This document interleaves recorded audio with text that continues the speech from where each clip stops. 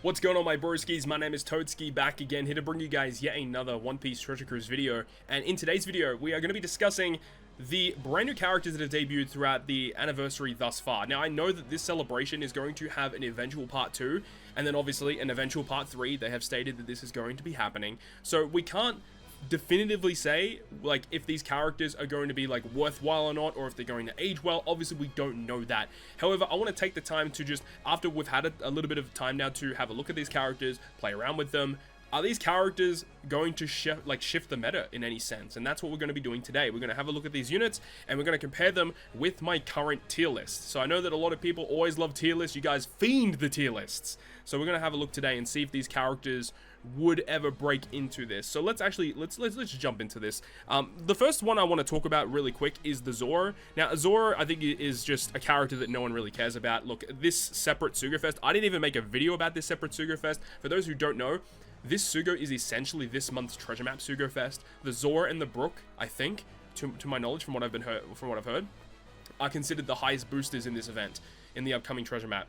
So what I would suggest is don't pull, because you want to be saving your gems for the big Super Sugo Fest. This obviously does feature other Super Sugo characters, and some of them are quite good, but I mean, come on, you should be conserving your gems. I don't think you should be pulling on a Sugo Fest such as this. But in terms of what Zoro does, I like the fact that they changed him up from being a free spirit focused character to adding driven instead. I like, changing him up a little bit. Obviously, he has the multi-stage special ability. He has the level limit break, which definitely makes him better. But, I mean, like, come on. Like, this is not a character that's going to see a ton of play, especially when Luffy, Zoro, and Sanji exist. And if Luffy, Zoro, Sanji exists, then you can't use, this character alongside them, which really hurts the character overall. So what I would say is that Zoro, he's not going to be making it onto this top list at all. I just think that there's too many other characters that I would prefer to use over him that are really going to shake up the tier list meta at all. So yeah, I can pretty much say for certain we can ignore that. However, we're going to move on to the next one, which is going to be Nami. So Nami, I think, is a really interesting unit with the way that she is designed, with her multi-stage special ability. If you have the Straw Hats, you can have these abilities go through immunity, which is obviously very, very powerful. And the ability to give you a full water slots, remove enemy defensive effects, apply weakness, or increase damage taken. The only real issue that I find with this unit is that there's going to be a lot of times where you're not going to be able to launch the special twice. You're not going to be able to get stage 2 and stage 1 activate simultaneously. Obviously, the best way to do it is to use her special, then use her super class or EX super to get -2 turns of cooldown, and then activate like a Borsalino or something like that. Borsalino being able to give her 6 turns of cooldown, and like obviously she's got a stage 1 special. So that is going to be the best way to get her special to launch twice. And if we have a look at what she does as a captain, the only reason you would use her as a captain is if you want the 4 times berries. That's literally it. Her EX Super is pretty decent, all things considered. It does give resistance down for Striker and Slasher, so that's just bonus free damage. And then gives Final Tap bonus damage, which I think is a little redundant most of the time, especially like lower levels like that. If you're able to stack it, kind of like what Dual Yamato can do, then it actually has value. But very minor buffs like that, I'm not really a big fan of them. The other big factor about this unit is that this is one of the only good characters that you can use alongside Luffy, Zoro, and Sanji in order to activate the Super Tandem boost. Because in order to use it, it needs to be a Straw Hat, a Mythical Zoan, a worst gen character that has an ability to perform Super Tandem. And this is like one of the only good ones that can actually do it. The Super Tandem ability itself is perfectly fine. It gives a 2.25 bonus. We'll have to wait and see, because if they release more characters with those tags that have Super Tandem, it's going to just innately give buffs to Luffy, Zoro, and Sanji. So another thing that I also kind of mentioned in the Good, Great, Perfect podcast this week when I was talking to Stumpty Gacha, another Treasure Cruise content creator, I mentioned to him, is Nami better than Oiran Yamato? And Stump definitively said no. And I don't know if I would agree or disagree with that. Obviously, I don't have Nami. This is the only one of the units. Well, I don't have Zoro either, but I don't have Nami. So I don't know if Nami is going to actually see a ton of play. I like what she does, but considering the versatility of what EX Yamato does, the Oiran Yamato does, I don't think that this character will see more play than this character. Would this character be in the top 16 to 20 though? I don't even know that either. And the thing is, a lot of people are probably going to comment like, oh my god, I pulled this unit and I use her all the time, she's amazing. Yes, during this month's period, you are going to use her a lot because she is boosted in all the events and she's going to help you clear the content. The content is designed around the batch. What I'm saying is after this content dissipates, after we move forward into new content, is Nami going to see a lot of play? And I don't know. That's a really big question. The thing is in Super Boss Kizuna sense, if you're using Luffy, Zoro, Sanji, and you're using Nami, I think that's probably going to be like the best team at the moment, especially if it's going to be up against an int boss, which I think would make sense. If in the Super Boss Kizuna there's an int boss, and then Luffy, Zoro, Sanji, Nami, and other characters come out that are going to work really well together to just beat that boss, that's going to be amazing to see. But I think looking at Nami in a vacuum, I don't think she would make it onto the top 20, but she would be pretty close. She would be a very, very close character to make it onto this list, for sure. So, of course, we're going to be moving on now. Let's go ahead and talk about my favorite character of this batch, being Borsalino. This character has surprised the hell out of me. And I guess the thing is the only reason why this character is as good as what he is currently is mainly due to the fact that we have access to those free-to-play Navy characters that came out that with their level limit break expansion, the Aokiji, the Akainu, Fujitora, and the Zephyr. The Zephyr is kind of redundant, doesn't really matter, but those other three characters, especially that Kuzan, whew, man, they make a big difference. The issue that arises is trying to build a team with those navies. Now, there aren't actually a ton of navy units in the game. The thing is there's a lot of older units, older rare recruits that are navy characters that just don't have the tag. And this is a prominent issue with Luffy, Zoro, and Sanji. It's probably a bigger issue with Luffy, Zoro, and Sanji, because in order for them to get a lot of their additional abilities in their captain effect, you need to have those straw hats. And a lot of the really good rare recruits that are like old Kizuna rare recruits, old treasure map rare recruits, even old free-to-play characters that are straw hats, still don't have the straw hat tag, meaning building teams with these units is going to be really annoying. If it's a more modern character, it's going to have the tag. If it's a Sugofest exclusive, it has the tag. So that's not really a problem there. One of the things I love about Borsalino is his captain ability is arguably the best captain ability in the game, and I'm not even kidding. It just does so much. 4 turns of cooldown, massive attack boost, like it's a 6 times boost to, who is it? It's Dex, Shooter, and Slasher. And then the thing about the attack boost is you get the further 1.1 to Egghead, Logia, and Navy. And then if you have the right tags on the crew, and then you activate the special ability of Borsalino, it can go up to a 1.3, which is even better.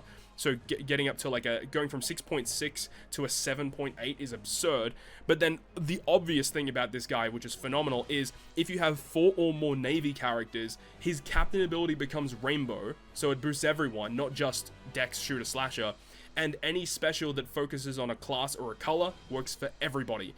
That ability is so insane. And then on top of that, also having the ability to remove 10 turns of special bind and burn. Man, this guy just has so much going for him. The synergy with 10th anniversary Ace. The only real downside that I kind of see is that the special ability is pretty mediocre in my opinion. The 6 turns of cooldown is pretty decent. I like that. It's interesting. You can do interesting builds with that. And then you get the territory, which can be nice, but you still need to focus your team around running slashers or shooters in order to actually make full use of the territory. And then you have the chain boundary and the tap timing chain. So in terms of the damage that he provides, the captain is fine, but the special does not provide that much damage. I mean, I say that, but it's a good chain effect. It's the best chain boundary in the game, and then the tap timing chain buff, it's hard to say that it's bad. It is a good ability, for sure, but it's just a little underwhelming compared to some of the other characters that we've seen. As like for a Super Sugofest exclusive, I do feel like that this special ability is a little lacking. But it's hard to really say that, you know, that's an overall negative for the character when the captain ability is arguably one of the best in the game. And then you have an EX Super that is also really powerful, like akin to what we've seen with 10th Anniversary Shanks from last year. Very similar type of EX special as him. But the other thing about this guy that would really bring him down, in my opinion, is how flexible is he to build teams with? You know, Zoro Sanji, you can put him on so many teams and the character is going to be amazing. 10th Anniversary Shanks, 10th Anniversary Ace, Luffy even Luffy versus Kaido. Yeah, their teams are kind of restricted in terms of the classes and colors, but the amount of units you can use is really good. The thing with this guy is that you are locked into using those tags. And because of that reason, it means that, you know, you kind of have to build with those tags, and it means that your team flexibility is much more minimal. So that's going to really bring him down overall. Like, I don't see this guy making a splash in terms of Super Boss Kizuna high damage content, but I think outside of that, he's going to be pretty much good everywhere. Cooldown, HP, attack, utility, like uniqueness in that captain ability as well, being able to have all of these buffs work for everybody. that's going to mean that he is going to be exceptional in basically all content that doesn't require you to do like a trillion damage, basically, right? Unless we get crazy Navy characters in the future, then we're gonna potentially, you know, make a shift with this guy. But as it stands right now, I love Borsalino. I think he's a phenomenal character. I think without doubt he's a top 10. But the question is where, right? And I'm not going to make a definitive decision about where I would put Borsalino currently. What I will say, though, is that he is going to be top 10 in some fashion. So some characters are going to be shifting. And we'll probably talk about that once we get the full reveal of the anniversary characters, you know, after part 3. When part 2 drops, I might make an additional video like this as well to kind of talk about it. But Borsalino, in my opinion, is a top 10 worthy character. I don't feel confident in putting him in top 5 right now, but I think he's definitely up there. He's a great, great character. And I guess finally, let's go ahead and talk about the big boy himself, which is Luffy, Zoro, and Sanji. So we all pretty much know what he does, but after using him a little bit, I actually much preferred using Borsalino. I definitely preferred using him. The only thing that, like, this guy has over Borsalino is that the raw damage that this guy can do is unprecedented. It's kind of wild how powerful this guy can actually be. So obviously the captain ability, the same numbers as Borsalino, going up to that 7.8 of course, but in order to do it, it's much easier to do it because you're focusing on Straw Hats, 4 Emperors, and Worst Generation, which have far better representation in Treasure Cruise compared to Navies, Eggheads, Logias, you know? So because of that, that definitely helps him out. The big downside that I have is that the lack of utility in Captain kind of means that you have to hybrid him up sometimes, like having this guy as your dedicated captain and your friend captain being a captain that has fantastic utility. Because if you're running double Luffy, Zoro, and Sanji, yeah, you can get some crazy damage that way, but dealing with gimmicks, I think, might actually be a problem. So again, we'll have to wait and see, but like the super boss is going to be interesting because I do feel like the super boss is going to be catered to using this guy against it. But it's really going to come down to how many gimmicks do you have to deal with. And, like, yes, he does have utility in his special with Despair and Paralysis removal, which is good. I'm glad he has that. But, again, Despair and Paralysis, they are some of the easier debuffs to actually remove. It's very, very common for a character to have a Despair removal or Paralysis removal, albeit not 10 turns of it, but I would say it's definitely one of the easier debuffs to get rid of. It would have been nice if he had this, and then another, like, 10 turns of a removal of something else in his captain, like bind removal in his captain, and this with the special would have been phenomenal. The fact that he doesn't have that, you have to be very, very careful when building teams with him. But as I mentioned, the damage that you can get from this guy is unprecedented. Like, over a 4 times boost, especially if you account for the fact that, like, you can get the further 0.25. If you got 5 or more Straw Hat, 4 Emperors, or Worst Gens, you can get that further 0.25 added to your attack and orb boosts. So that effect is fantastic. And then, of course, if you got 3 or more Straw Hats, and then a Straw Hat uses a special to apply attack or orb boost, you can get that stackable buff. So you half the multiplier, but you can just get a second attack boost or a secondary orb boost. So having like double Luffy, Zoro, Sanji, launching both of their specials, the damage goes crazy. I've actually written it down in terms of like what damage you can get with this guy. So if you activate like if you have double captains and you use both of their specials, like it's something like your overall attack boost from those 2 specials is 10.12, and your orb boost between those 2 is 8 times. Or no, other way around. Your orb boost is 10.12, your attack boost is 8x, and then on top of that, they give you a full board of tandem slots and a 2.5 times color affinity boost. That's pretty good. It's hard to argue with that. It's pretty freaking good. The fact that they also apply color affinity boost via the EX Super means you could use like 10th anniversary Shanks, because this one is an overrideable color affinity. Shanks can give you a color affinity and then give you chain boundary, so good synergy there between both this and Shanks. Kind of dig that. It's kind of nice. But the ability of Super Tandem Boost, I guess we kind of forgot to mention with Borsalino as well. You need to use characters of those tags in order to trigger a Super Tandem in order for their boost to activate. So if you don't have a character on your team that is a Super Tandem unit of these tags, this is a useless potential ability. And that's part of the reason why I'm not actually the biggest fan of Super Tandem Boost, because you have like Rush Sugo Special, for example. I think Rush is the best of the potential abilities, mainly because the character, while he does need characters in order to activate the effect is very easy to launch. Like with Super Tandem, you need those characters, you need a tandem slot, and then you need to tap those characters in the right order in order for the tandem to launch. Whereas with Rush, it's like, have the characters on the team, usually that's the condition, and then boom, activate it, you get a big boost, right? And even at level 1, Rush Sugo Special is a big damage bump. And what I will say is that level 1 of Super Tandem Boost is a pretty minimal increase. Like, it's not a massive change. Like, it doesn't really get good until, like, maybe level 4. Level 4 is a pretty big jump. Level 4 is a nice one, and level 5 obviously is where you want to be. But if you're not running a Super Tandem unit, you can't make full use of the Super Tandem Boost, obviously speaking. And because of the fact that there's not that many good characters with these tags that can launch a Super Tandem right now, that's the biggest downside I see right now. Because if you're not using Lauren Kid, the Slasher Nami, or the other Super Sugo Nami, like, what are you doing, right? There's not really a lot going for you in terms of activating a Super Tandem. So that's the real downside, obviously, with this guy. And as we mentioned, the downside of not having a lot of Straw Hat tags. Like, there's a ton of Straw Hats in this game that still don't have tags, meaning team flexibility is very minimal.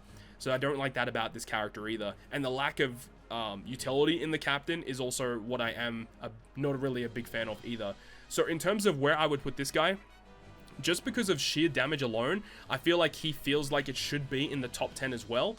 But again, I don't really know. It's, again, we're gonna come back to this once part 3 of the celebration has been announced, so we've had time to kind of digest the information. But as it stands right now, I think Borsalino and Luffy are top 10 legend worthy. Again, I don't have set positions for these characters, but that's probably where I'd be leaning towards for these two characters, these two brand new Super Sugo Fest exclusives, because they are very, very good characters, but they do have some downsides for sure. But they have also a lot of upsides that we haven't been able to explore yet. And again, more characters that come out in the future with their tags is going to make these characters better and better and better. So I'm looking forward to them releasing maybe even part 2 and part 3 of the celebration that might bring more characters that synergize even further with these units. But we have to wait and see. Heck, you know, if they release more support for these units, some of these characters might even jump up to top 5. What I do hope to see, though, is that whenever they release Legend Saturn, I sincerely hope that that character is top 5 worthy. Really, really hoping so. Anyways, that is going to wrap it up for me for this one. I really hope you guys did enjoy the video. And if you guys did enjoy it, make sure to go ahead and leave a like. And if you want to stay up to date with all the content I post on my channel, including more One Piece Treasure Cruise content, make sure to hit the subscribe button down below. On that, guys, I'll see you guys within the next video.